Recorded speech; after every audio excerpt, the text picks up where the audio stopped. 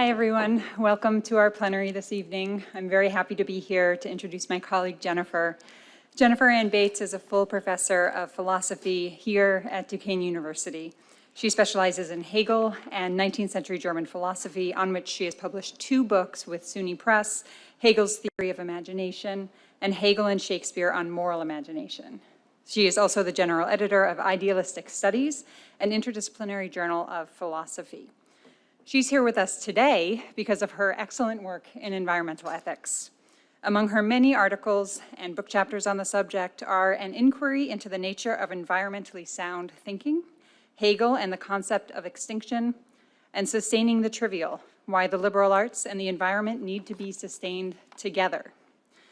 In the latter, she argues for a green metaphysics rooted in dialectical thinking about instrumentalism and pure study, showing that even the seemingly trivial, earth, air, water, and fire, are in fact tied up in stories about access, inclusion, justice, and our intricate relationships with the self and other. We are honored to have Jennifer with us today, presenting a talk entitled Rewilding, a Hegelian Reflection. Thank you, Jennifer. Thank you. Thank you, Sarah. That was very nice. Can you hear me okay? Yeah, great. Well, I'd like first to draw your attention to these citations. I'm just going to point out 2 of them. The mosses earn, this is the 3rd one down, the mosses earn their freedom from the pain of change by total surrender to the ways of rain. That's by Robin Wall Kimmerer. It's a wonderful book. Also, of course, William Shatner. The context of the earth in the universe is something that needs profundity. It requires poetry.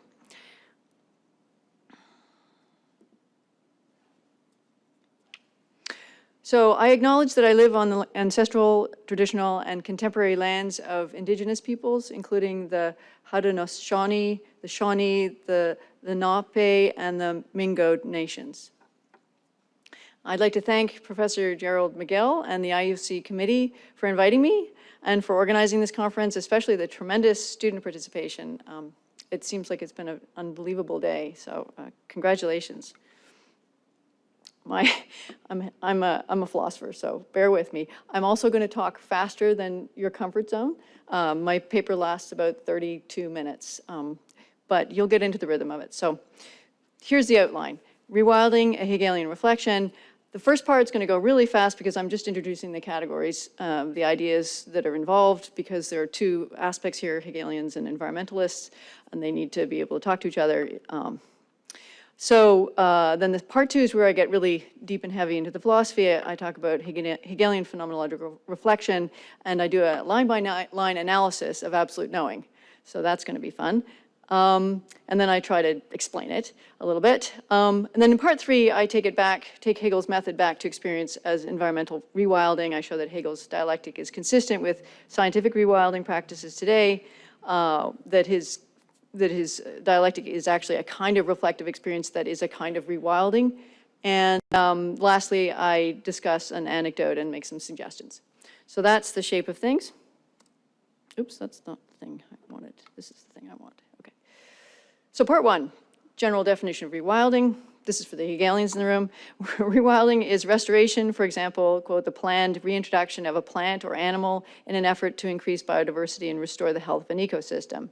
It's also preservation and conservation in various ways of existing areas of dense biodiversity, letting them develop on their own, especially. But it also has complex and deep meanings in ways that I hope to show today. E.O. Wilson writes, quote, the global conservation movement has temporarily mitigated but hardly stopped the ongoing extinction of species. The rate of loss is instead accelerating. If biodiversity is to be returned to the baseline level of extinction that existed before the spread of humanity, and thus saved for future generations, the conservation effort must be raised to a new level. The only solution to the 6th extinction is to increase the area of inviolable natural reserves to half the surface of the Earth or greater. So by half the Earth, Wilson does not mean drawing a line midway around the Earth. He means focusing on areas of high biodiversity. This view has its detractors. I can discuss some of that in the question period, but I'm convinced his idea of rewilding is a good one. I can come back to this slide later. So his website is wonderful to surf on, to study. It's the Half Earth Project. And I just want to highlight that this is a view from above, because I'll be talking about views from above. Just an instance of rewilding. This is the Rewilding Earth mission to develop and promote the ideas and strategies to advance continental scale conservation in North America and beyond. My interest in this lies in my commitment to move beyond anthropocentric ethics, that's human-centered ethics. I teach a course in philosophy here, Philosophy of the Environment, in which we study many texts that evaluate articles about extending moral standing beyond humans to animals, ecosystems, the land, and even the planet. This has been taken up in popular culture. Just a quick look at the internet will pull up sites such as this. I'm not arguing for or against this. I just want to show you that, these things are out there. Do salmon have rights, for example? Or the rights of nature. Can an ecosystem bear legal rights? Here's a case of legal cases, Colorado River system versus the state of Colorado, or future generations versus the Ministry of the Environment, so forth. So I'm not a philosopher, I'm a philosopher, not a scientist or a lawyer. Why should philosophers discuss rewilding? Because environmentalists call for a change in our moral reflections. Again, Wilson says, only a major shift in moral reasoning with greater commitment given to the rest of life can meet the greatest challenge of the century. Wildlands are our birthplace. Millions of years of evolution are indelibly encoded in our genes. History without the wildlands is no history at all. End of quote. He advocates a transcendental moral precept, do no further harm to the biosphere. And of course Francis writes, I urgently appeal for a new dialogue about how we are shaping the future of our planet. We need conversation which includes everyone, since the environmental challenge we are undergoing and its human roots concern and affect us all. End of quote. So some call for virtues. Some philosophers and theologians propose that we adopt a set of virtues. For example, I recently heard Dr. Jamie Schaefer, professor emerita at the Department of Theology at Marquette University, discuss a set of Catholic virtues at a lecture organized by our own Duquesne Theology's Department, Duquesne's Theology Department and Religious Studies Department at Siena College.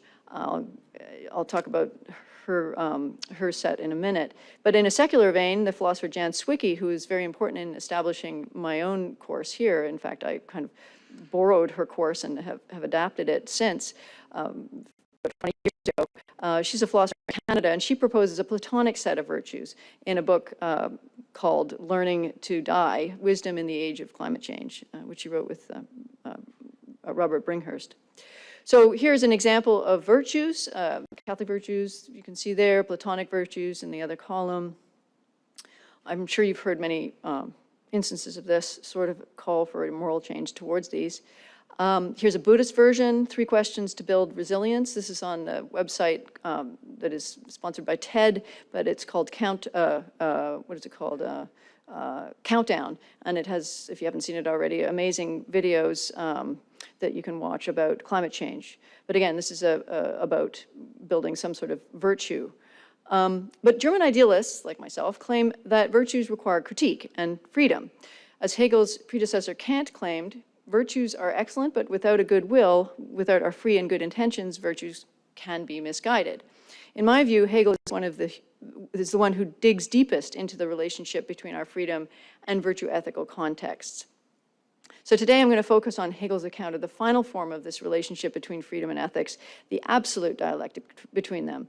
This involves us in ontoepistemology, or what I would like to call environmentalism. In doing this, I'm answering deep ecology's challenge. The philosopher and ecologist Arne Naess is the author of the movement called Deep Ecology. Naess takes extending moral standing as far as one can go. He asks us to delve into our deepest ontological, epistemic, and religious attitudes and commitments in order to see how they are affecting our view of nature and to question them. So today I'm going to do this with Hegel. So who was Hegel? This is for the environmentalists. Hegel, as a philosopher, 1770 to 1831, contemporary with Beethoven, roughly, and Napoleon. He was a German idealist philosopher, a post-Kantian. He was brought up in the Protestant tradition, and so I take this talk as a collaboration with you. coming from a different tradition. For the deepest Hegelian reflection, we have to look at what he calls absolute knowing at the end of his book, The Phenomenology of Spirit, written in 1807. He refers to this book as a science of experience, and in it, thought and being are revealed to be dialectically identical in the sense of the identity of it, identity and difference. So I'm not going to explain that now, right now. It takes about 7 years to read this book properly, so I'm going to focus on 3 lines at the end of it. My conclusion will be that a Hegelian today must assert that we are not stewards of the earth only. There are lots of biodiverse gardeners, and we are all members of a complex, dialectically evolving phenomenological garden. I'm going to argue an unorthodox reading of Hegel that the culmination of his phenomenology presents experience as a dialectical becoming that develops through receptivity to preservation via biodiversity. My talk is nonetheless for both environmentalists and Hegelians. For environmentalists, I offer the moral attitude of dialectical environmentalism I just described and will explain in what comes. For Hegelians, I offer a new reading of Hegel's Phenomenology of Spirit by suggesting that we can read the end of the book as consistent with rewilding practices as well as itself a rewilding of thinking. In the process, I read the classic Hegelian transition from logic to nature to spirit in a new light. This reading of Hegel is different from the Hegel scholar Nigel Tubbs's Green Metaphysics mentioned in my other article. Tubbs argues that liberal arts and education in general, and an education in Hegelianism in particular, are essentially green. Human minds have great potential for education. Thinking is a renewable resource, does not pollute, and costs almost nothing. Tubbs's ideas are great, and as I say, I cite him in a chapter I wrote for a previous IOC conference, in which I argue that we must preserve the liberal arts alongside of the environment. But my use of Hegel today involves moving beyond anthropocentrism, even beyond our concern with education and sustainability. I advocate that we look at how Hegel's protagonist consciousness in the Phenomenology of Spirit attains absolute knowing, as much as nature as he, she, they do as subject. This is consistent with Hegel's dictum that, quote, everything turns on grasping and expressing the true, not only as substance, but equally as subject, end of quote. Specifically, I show that the Hegelian absolute knowing is itself a rewilding because, as we'll see, in absolute knowing, the dialectic of subject and substance is Hegel's absolute spirit as nature. I'll show that the phenomenological experience of this is speculative moral receptivity, opening onto and into biodiversity. This is our experience of what I like to call Hegel's preserving idea. So part 2, Hegel's phenomenological absolute knowing. I'm going to talk a little bit about it, and then we'll get into a long passage. So let me start by dispensing with one erroneous way to conceive of Hegel's absolute knowing as a view from above of the whole that is abstractive or immediate. This can be a view in the history of philosophy, such as Socrates' description of the pure soul's view of the world at the end of Plato's Phaedo, or today, non-complex satellite images of the planet. That is, these views can be metaphysical or technological ones of the immediately perceived whole. But in Hegel's philosophy, any view that claims to be universal must go from being an abstract immediacy to being mediated. So any view from above, including Hegel's absolute knowing, is only as true as the real and recollected becoming of the content of that view. This is the concretely actual, complex truth of the thing at hand, which in German is die Sache selbst. So, for example, we can see this in Hegel's account of natural law. The person who wrote the introduction, H.B. Acton, explains Hegel's distinction between the inadequate scientific empiricism and a pure empiricism, which is more holistic. In the former, scientific empiricism, quote, some single quality or function such as self-preservation or deterrence is selected from a complex social whole and held to be the prime moving force in it. But the selection is arbitrary and cannot do justice to the complex unity of the whole, end of quote. The latter, the pure empiricism, is more complex since it deals with relations as well. Quote, complexity may engender a certain amount of confusion, but naively complex confusion is less misleading than simplified abstraction. And I'll return to complexity later. It's also clear in Hegel's logic from 1832, at the end of his life. By the way, he died in a pandemic of cholera, which is sort of an interesting fact. Here, Hegel develops his method as one of an advance, which is also a getting back nearer, moving from abstraction into concrete universality. Thus, he writes, and this isn't the passage I want to study in detail, but it's a long passage from Hegel's logic, Quote, "It is in this manner that each step of the advance in the process of further determination, while getting further away from the indeterminate beginning, is also getting back nearer to it, and that therefore what at first sight might appear to be different, the retrogressive grounding of the beginning and the progressive further determining of it, coincide and are the same." End of quote. To understand this logical method in our experience, why it is not just an autarkic return of the same or some sort of romantic conservatism, let alone a basis for ecofascism, but instead is consistent with rewilding science and a kind of rewilding itself, we must look at a passage from the end of Hegel's Phenomenology of Spirit. So this is the passage I want to study line by line, and I'll put up the lines as I study them. But first here it is in a paragraph. "The self-knowing spirit knows not only itself, but also the negative of itself, or its limit. To know one's limit is to know how to sacrifice oneself. This sacrifice is the externalization in which spirit displays the process of its becoming spirit in the form of free contingent happening, intuiting its pure self as time outside of it, and equally its being as space. This last becoming of spirit, nature, is its living immediate becoming. Nature, the externalized spirit, is in its existence nothing but this eternal externalization of its continuing existence and the movement which reinstates the subject."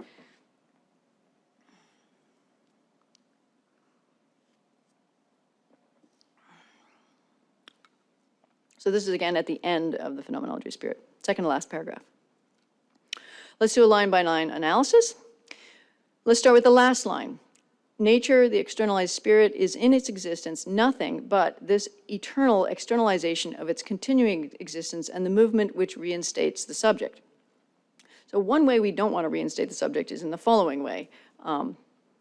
Independent of the discussion of Hegel, this is Wilson on one way we don't want to do it. So, quote, "If our species, self-appointed lords of Earth, accidentally burned the planet's surface to a crisp, or an outsized asteroid were to wipe out all organisms on the surface, life could go on in the planet's deep biosphere. There, its microbes and invertebrate predators would persist, shielded and unconcerned in their dark refugia, drawing their energy and substance from rocks, resistant to heat, perhaps evolving over hundreds of millions of years, eventually to reach the surface and generate a diversity of multi-celled organisms, thence against heavy odds, a human-grade metazoan, whereby the great cosmic cycle might give intelligence on Earth a second chance."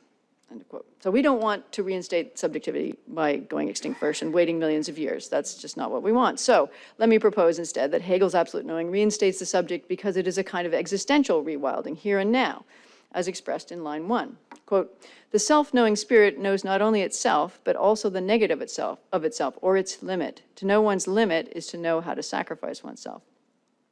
So let's analyze that. Hegel expects that we, his readers, have by this end point of his book come to realize ourselves as makers and self-expressors in and through otherness. This means that we realize that there is a negative moment, a limit, in our experience that is alienating to us, but that alienation does not remain untouched by the process because there is a second negation. The process is a double negation, a negation of negation through which we move and reflect on what has happened. Excuse me. Thus, on the one hand, we sacrifice ourselves to the necessity of that alienating moment, but also realize that in that very moment, in that very movement, we are born anew into a new moment, a moment that preserves in recollection the moment that has passed and opens us to the next moment with this past lesson in mind. Tubbs celebrates this about Hegelian education. At its deepest and most comprehensive, this is Hegel's philosophical comprehension of the incarnation, death and resurrection of the divine. Importantly, as such, it is not just a human movement, it is the movement of absolute being as absolute spirit. The second and third lines of the paragraph are the hardest to interpret. They reveal Hegel's unorthodox Christian view that God and nature are not separate entities, that absolute spirit is the dialectical life of that whole. So let's focus on sacrifice and externalization and preservation. So the sacrifice, it is sacrifice, but also externalization and preservation. What does this mean? Line 2, this sacrifice is the externalization in which spirit displays the process of its becoming spirit in the form of free contingent happening, intuiting its pure self as time outside of it, and equally its being as space. This last becoming of spirit, nature, is its living immediate becoming. End of quote. So line 2 analysis, the sacrifice is what I call speculative moral receptivity, and that's the moral attitude I'm bringing to the table. It's a person's receptivity to becoming as nature.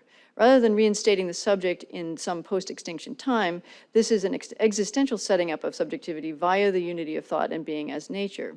Nature is nothing other than this externalization in which spirit displays the process of its becoming spirit in the form of free contingent happening. This receptivity and becoming as free contingent happening is not an invitation to chaos, it is an invitation to biodiversity. It is not a moral attitude towards nature, it is also spirit nature's active reinstatement of subjectivity because, as today's science amply shows, receptivity to biodiversity is how we preserve subjectivity. But at this point, we might rightly ask, which subjectivity is hereby reinstated? In another earlier article, Hegel and the Concept of Extinction, I argued that Hegel's phenomenological dialectic is a hermeneutic that includes other animal subjectivities. In my analysis today of Hegel's absolute knowing, I think the question goes even deeper. Let me finish the line-by-line analysis, and then hopefully I'll explain this. So line 2 in more detail, becoming spirit in the form of free contingent happening, intuiting its pure self as time outside of it and equally its being as space. This phrase is the most difficult. What could this mean for you and I sitting here? Speculative moral receptivity means that we allow ourselves to become as free contingent happening. We allow ourselves to be, like exhaled breath, just becoming as time and as space, to experience what is. But what is this externalized nature that spirit has become? We start to see an answer by looking at the next paragraph in the book, which I don't have time to look at in detail, but I'll just talk about it here. Our receptivity is paired in that next paragraph with the idea of the self being reborn out of this receptivity into what has been preserved from the dialectical development thus far, historically, materially, productively, phenomenologically, i.e., what has been preserved up to this moment of sacrifice. Sacrifice into free contingent being is not a mere openness, nor is the return into what is preserved, i.e. being reborn, merely a return into prior identities. The dialectic of receptivity and preservation is the becoming of differences, a diversification, a complexification. And these two moments, receptivity and preservation, together constitute what Hegel calls the Calvary of absolute spirit. But this is not an anthropocentric reading of absolute spirit, because an anthropocentric attitude towards this development would be one-sided and act merely from the side of the subject. Here instead, subject and substance are spirit nature's becoming, a becoming that sacrifices itself into contingency and in so doing reinstates, preserves subjectivity. So my as yet very abstract proposal about the meaning of the end of the book is then that spirit's becoming as nature, absolute spirit, is rewilding. Phenomenologically, for us as experiencers, as absolute knowers of this absolute spirit, this involves sacrifice, speculative moral receptivity, and reinstantiation, preservation, via the middle term of free contingency as biodiversity. I propose, therefore, that rewilding is, alongside the three traditional Hegelian forms of absolute spirit, art, religion, and philosophy, itself a form of absolute spirit's becoming. Here ends my line-by-line analysis. Now I need to explain all of this by looking at Hegel's method more broadly and by showing how free contingent happening as biodiversity connects receptivity and with the preserving idea. To begin explaining this, let us return to the Socratic view from above and compare it with Hegel's concept of universality in the phenomenology. According to Socrates, immortal souls see the forms of things prior to those forms becoming instantiated in material earthly life. You all know the basic Platonic view. No instantiation of a triangle, cat, or tree, or human, or anything is the form itself, or as perfect as the form. To know the form, the soul must separate itself from the distractions of bodily senses. By contrast, for Hegel, knowledge moves from immediate universality of what is experienced through time and space to concrete universality. The latter, concrete universality, is the completion, the complexly comprehended whole of the first immediate abstract universality. Thus, for Hegel, instantiation, or reinstating, is the truth of the form rather than the other way around. Hegel writes, quote, each individual member, as ensouled by the method, is reflected into itself, so that in returning into the beginning, it is at the same time the beginning of a new member, end of quote. Or as Hegel writes earlier in the Phenomenology, quote, the true is the whole, but the whole is nothing other than the essence consummating itself through its development, end of quote. The form of the whole method can be grasped by spirit.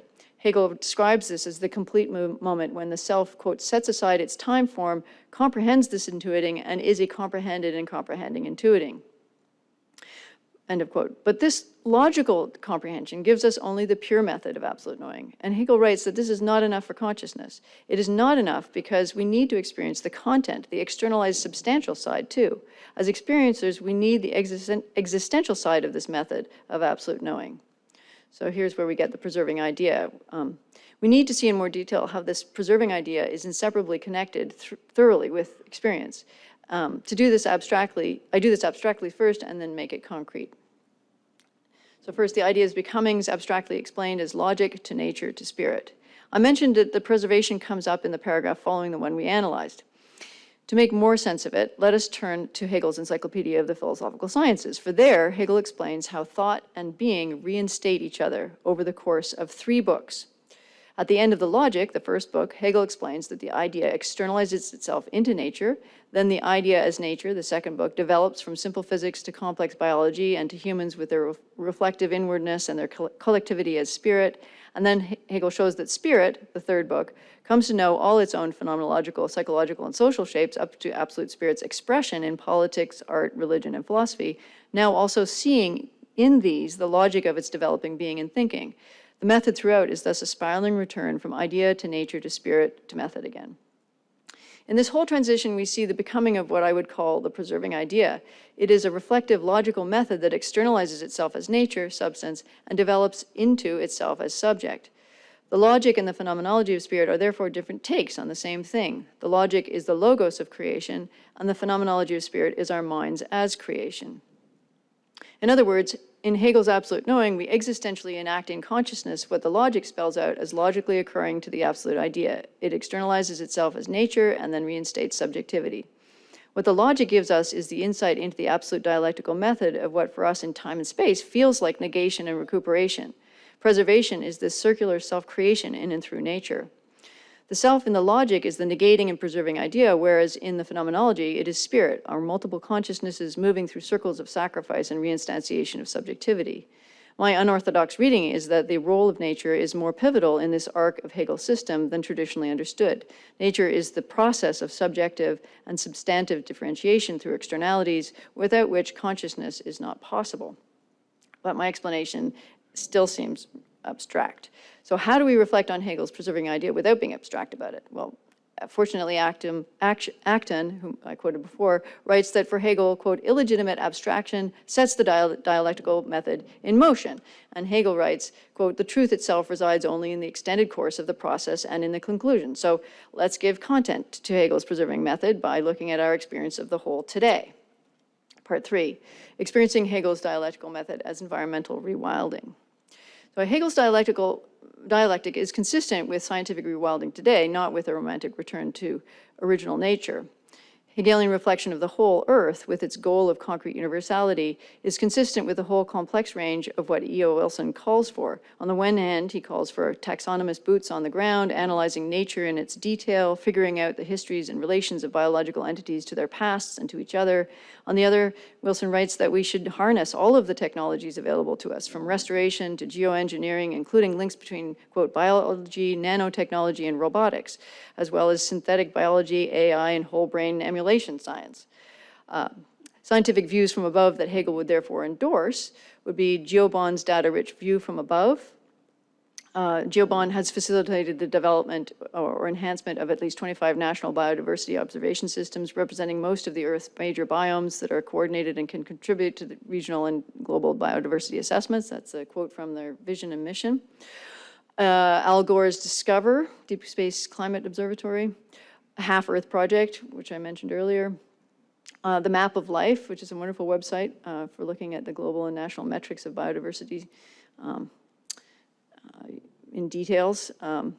All of these views from above are effectively retracing the path back toward the biodiversity needed for the planet to be a healthy biological whole, and thus to systems that keep reinstating subjectivities. This is a receptive awakening to biodiversity and a preservation of it, which reinstates subjectivity. As Wilson writes, we will come awake. Meanwhile, digital technologies have serendipitously made it possible to complete the census of global biodiversity, and with it to determine the status of each of the millions of species that compose the Earth's fauna and flora. That process is already underway. If biodiversity is given space and security, most of the large fraction of species now endangered will regain sustainability on their own. End of quote. In some, Hegelians today should agree with scientists who assert that our very subjectivity depends upon the rewilding preservation of biodiversity. If you're skeptical, by the way, about AI helping, here's one example from the Guardian Weekly. AI is helping to stop poachers, to track water loss, to finding whales, protecting koalas, counting species. It's quite amazing what can be done now with AI. So you might have an objection. Aren't these Hegelian reflections and these views from above anthropocentric, human-centered, coming from a human point of view? My first reply is not if we think of them in terms of Hegelian dialectic. Hegel's dialectic shows that the truth about humans is that we are part of a living phenomenological garden in which we are not only gardeners, but necessarily also receptive to and preserved by other biotic gardeners. The dialectic also requires that we take Wilson's sometimes abstract optimism critically, deepening it into its diversities, making it more concrete by reflecting it through its differences. My second reply, science today shows how biodiversity reduces disease and increases flourishing. It is the sine qua non of our survival. There was a talk recently, again, organized by our theology department and Siena philosophy at Notre Dame, where was that, in Albany. Dr. Jason Rohr was an amazing talk. He showed how biodiversity, he's a professor and chair of, in the Department of Biological Sciences at Notre Dame, and he showed how biodiversity loss affects disease transmission in wildlife and humans, and that the opposite is true when we preserve biodiversity. My next section also shows why it is not anthropocentric. Hegel's dialectic is consistent with reflective experience of the whole as a kind of rewilding itself. We recall the phrase, becoming spirit in the form of free contingent happening. This is not inciting chaos, it is thinking properly. The difference between wild and chaos is captured by deep ecology's distinction between complex and complicated. An old-growth forest is a rich gestalt, a biosystem of complex interdetermining life forms. By contrast, garbage by this roadside or a can thrown into a rewilding patch is complicated chaos in which the things are not related as a biological self-sustaining system. The wild as complex prevents the system from closing in on itself or becoming hegemonic, or hegemonic return to the same. The view of the whole advocated at the end of Hegel's phenomenology of spirit is complex, and as such it exceeds the boundaries that any anthropos could impose upon it. While this might feel like engendering chaos, it is rather a critical, complex attitude of the whole whose truth can only be got at by our continuous, careful study of what is, by going backward, not to a previous ideal wilderness, but back down into the ongoing wilderness, especially that wilderness that is our human interfacings with biodiverse life and the biosystems that sustain all lives on Earth. This is my apologia, I'm not going to read it to you, but these are all the things that I would need to talk about in order to justify everything I've said so far. And in the chapter version of this, I promise to do all that. So finally, Hegel's dialectic is consistent with an individual experience of rewilding. Here's an anecdote and some suggestions. So we must go from anthropocentric abstract thinking of this kind to this. That's me in my rewilded backyard. Here's my anecdote about that. The hardest thing about rewilding my yard was to be receptive, because to do that, I had to do nothing. To do nothing about the weeds, to do nothing about the neighbors who hated the weeds, to do nothing about the thousands of bees who, as it turned out, were lovely, to do nothing until I could gradually see the multiverse of lives being lived in the buzzing, active goings-on. At least in this one spot, nature was coming back to life. Flowers, birds, millions of bugs, and yes, pesky deer would make their way through my tiny yard, no doubt leaving ticks, and also eating some of my favorite flowers. Again, I did nothing. It was an experience of sacrifice and of the ongoing challenge of the preserving idea. My Hegelian reflection is that part of rewilding is actively not knowing and not doing, which for a philosopher and a gardener is a sacrifice. This is, in part, an awareness akin to what the philosopher Jan Schwicke and others talk about. It is a contemplative virtue. It also shares in Schwicke's idea that only experiencing the wild will give us the love of the wild necessary to want to save it. It provides the experience of learning that helps us get outside our anthropocentric attitudes. I share the view that unless we can do this, we cannot experience properly. What Hegel contributes alongside this view is his idea of dialectical mediation, the unavoidable economy of concrete universality in the relation of thinking and being, the pairing of receptivity with the preserving idea. His philosophy contributes the realization that our recuperation is into what has been made by many beings, that we make things, that even as I sat there in my yard, I was not separate from building a space, that there is no outside to the mediation, that if there is a wild, it was always already something we thought, and that if there is a wild, it is always already something in which we are entangled, and that we cannot get out of that mediating dialectic. There's no mere view from above, or mere immersion within. Any true view from above is in reality a complex ensoulment. Today, when we recall Hegel's famous phrase, quote, "the ideal is the real and the real is ideal," we should think environmentalism. Here are my suggestions. Duquesne University should fence off a patch of campus and let it go wild and put a bench facing it and remove the garbage that people will inevitably throw into it, but otherwise let it be so that we all, humans and other biota, can directly experience it. Also, rewilding is preventative medicine. I therefore propose that the new program in osteopathy should include a program of study harnessing the liberal arts to promote different kinds of environmentalisms. And please sign petitions. This one's about encouraging the Australian government to closely monitor threatened creatures. So this is my conclusion, rewild thinking. And now I'll open it up for questions.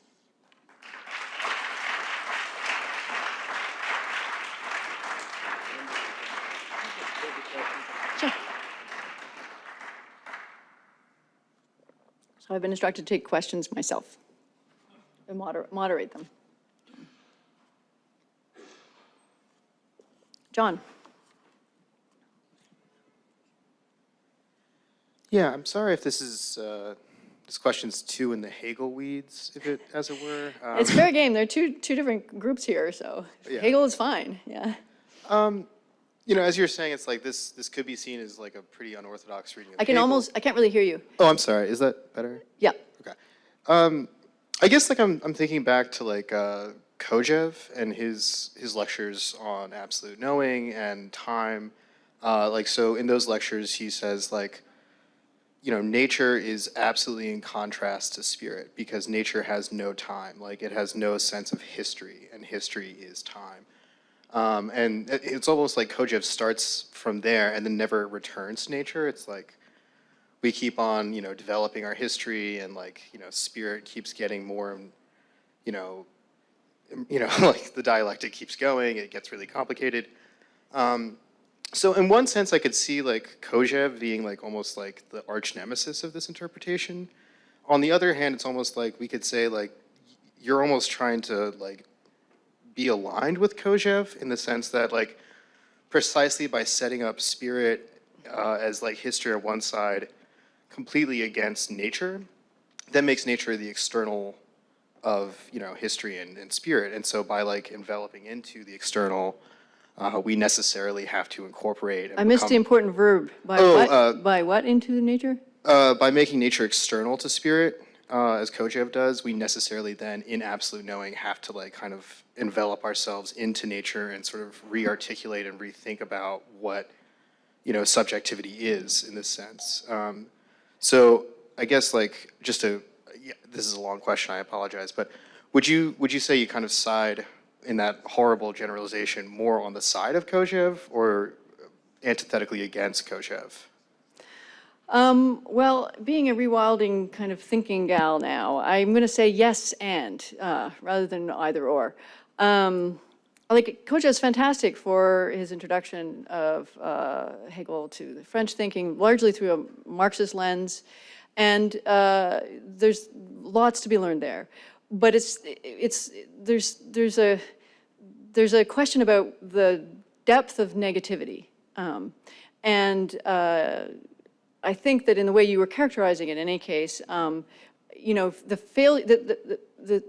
declaration that nature is externalities is true, but our relationship to that isn't separate from externalization, and that doesn't mean we gulp it in. It really means that we have to know our limit and sacrifice, and that the very movement of time itself is a kind of negation, and then a negation of negation into history. But the history, as Wilson says, our history is inseparable at the cellular level from all other life. I mean, we're cutting off everything really by simply thinking about spirit as human history. So that's my pitch. And I would hope that Kojev would agree with me today that there are more producers than humans on the planet. I mean, you know, the article we studied in the class together, Natural Capitalism, shows how much work, how much productivity nature is actually doing. But that, you know, that's a different kind of spin on it that Kojev wouldn't like, because it was all about embracing nature into capitalism. But still, there's all sorts of work that we need to understand and be part of. And I captured it by talking about gardeners, other gardeners. So, you know, but that doesn't wipe away the critiques he does of different kinds of modernity and idealisms that needed to be critiqued following Hegel's death afterwards. So that was my best shot. Yeah. Great question. Will. I'm glad you're doing it here at Duquesne. That's fabulous. Oh, thanks. So I'm glad you're doing the work, and I'm glad you're doing it here. Thank you. I really appreciated your work at the end, trying to make it more experiential near, and also the question of subverting the misunderstanding that the move could be anthropocentric. So I'm going to name something that I think is implicit, maybe it was completely explicit, but and see what you think and what Hegel thinks, but especially what you think. So it seems like E.O. Wilson and the rewilding movement are focusing on rewilding non-human beings and presences, animals and plants. And what about the importance of rewilding a particular animal, that is, human beings? That seems so profoundly important to me. And maybe it's already in your talk, but I'd love to hear what you think. Yeah, thanks. I'd like to elaborate on that because you've picked up on something actually important to what I'm saying, which is that rewilding thinking isn't a kind of anthropomorphization of what we need to do for the rest of the world from our standpoint. It's actually trying to understand ourselves in and through as becoming in and through otherness. So the rewilding thinking part of it at the end is really an existential condition of being with, being, you know, forgetting who oneself is in the presence of something else that's being, just so you can know what it is and see how it changes you. A new history is evolved out of that. And so, so it's, you know, when you say rewild humans, though, you know, that's a taxonomical distinction that I'm not sure I want to only hold to. I'll say yes and, because the other side of it is that it's not only humans who are doing the rewilding, you know, and the human is only a human in a certain from a certain standpoint. So spirit is larger than the human. And, you know, I mean, it's really tricky. I've been spending the last several nights reading Hegel into the wee hours. It creates interesting dreams.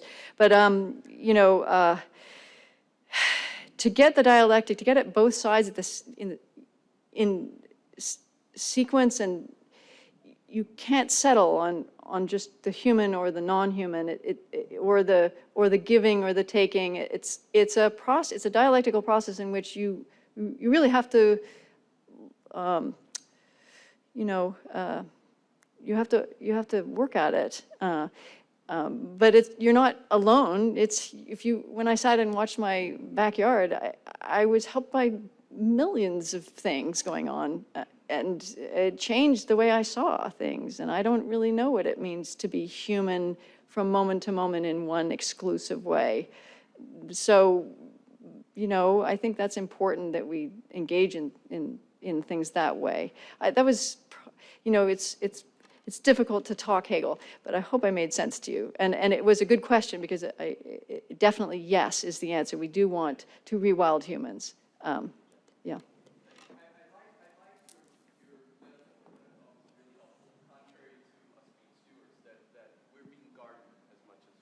Right, right. Great, and thanks for your work too. Yeah. I guess that's it. Okay.